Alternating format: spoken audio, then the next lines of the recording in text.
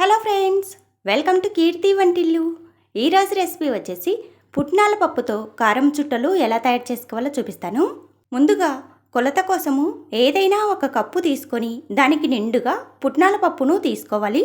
ఈ పప్పులని మిక్సీ జార్లో వేసుకొని మెత్తని పౌడర్లా మిక్సీ పట్టుకోవాలి. పుట్నాల పప్పులు అంటే చట్నీలో వేసుకునే తెల్ల పప్పులు. ఇలా పప్పులు ఏమీ లేకుండా బాగా మెత్తని పౌడర్లా మిక్సీ పట్టుకొని తీసుకోండి. ఇప్పుడు పెద్దగా వెడల్పుగా ఉన్న ఒక మిక్సింగ్ బౌల్ తీసుకోండి. అందులోనికి జల్లెడ పెట్టుకోండి. మిక్సీ పట్టుకున్న పప్పుల పొడిని ఈ జల్లెడలో వేసుకొని జల్లించుకోండి. తర్వాత అదే జల్లెడలోనికి 3 కప్పులు బియ్యం పిండిని వేసుకొని జల్లించుకోవాలి.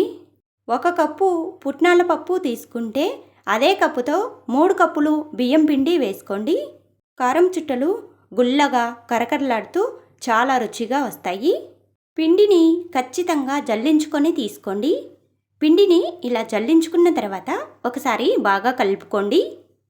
ఈ పిండిలో 1 టేబుల్ స్పూన్ వాము వేసుకోవాలి.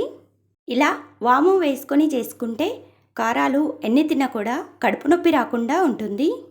ఈ పిండి మొత్తానికి సరిపడినంత ఉప్పు వేసుకోండి. 1 టీ స్పూన్ కారం వేసుకోండి. 2 టేబుల్ స్పూన్లు నువ్వులు వేసుకొని పిండిని బాగా కలుపుకోవాలి. ఇప్పుడు వేసుకున్నవన్నీ పిండిలో బాగా కలిసేలా ఒక్కసారి కలుపుకోవాలి. పిండిని ఇలా కలుపుకున్న తర్వాత కొద్దిగా గోరువెచ్చని నీళ్లు వేసుకొని పిండిని చపాతీ ముద్ద కంటే సాఫ్ట్గా కలుపుకోవాలి. కొద్దిగా గోరువెచ్చని నీళ్లు వేసుకుంటూ పిండిని ఈ విధంగా కలుపుకోవాలి. ఇలా కలుపుకున్న పిండిని పక్కకు పెట్టుకోండి. ఇప్పుడు జంతికల గొట్టం తీసుకోవాలి. జంతికల గొట్టంలోనికి ఇలా చిన్న సైజు 3 బొక్కలున్న ప్లేటును పెట్టుకోవాలి. జంతికల గొట్టాన్ని ఒక్కసారి నీళ్ళల్లో తడుపుకొని తీసుకోండి.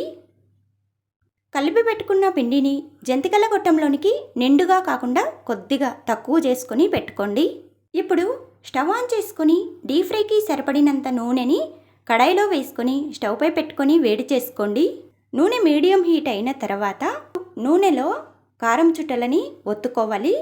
ఇలా ఆయిల్కు సరిపడినన్ని చుట్లు ఒత్తుకున్న తర్వాత స్టవ్ని మీడియం ఫ్లేమ్లో పెట్టుకొని కారం చుట్టలని ఫ్రై చేసుకోవాలి. కారం చుట్టలని నూనెలో ఒత్తుకున్న వెంటనే కలుపుకోవద్దు. 1 నిమిషం పాటు ఫ్రై చేసుకున్న తర్వాత మరోవైపుకు తిప్పుకొని ఫ్రై చేసుకోవాలి. కారం చుట్టలని మీడియం ఫ్లేమ్లోనే ఫ్రై చేసుకోవాలి. హై ఫ్లేమ్లో ఫ్రై చేసుకుంటే కారం చుట్టలు పైన ఎర్రగా వస్తాయి, కానీ లోపల పిండిలాగా ఉండి కారం చుట్టలు మెత్తగా ఉంటాయి.